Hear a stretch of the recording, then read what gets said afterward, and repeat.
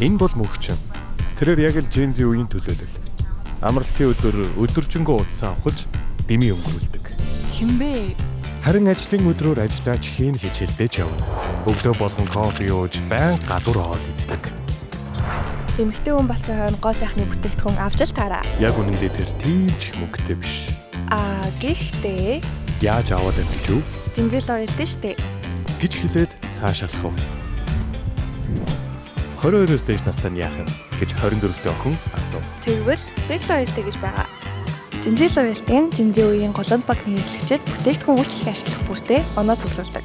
Дата авах, автобусны карт зэнэглэх, карта голланд банкны постэр зурах бүрт Онооч хадгалагддаг учраас үргэлжлүүлээд цуглуулад байж болно. хамгийн гоё нь олонтын шинэ хэрэглэгч болох юм бол бүрч оноо цуглуулдаг.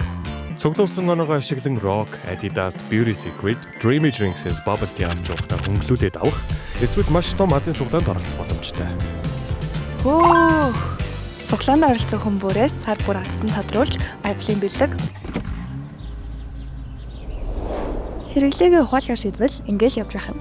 Дижитал орчин төрж ирсэн одоо үеийнхэн ийм л овсготой байх нь вэ шүү.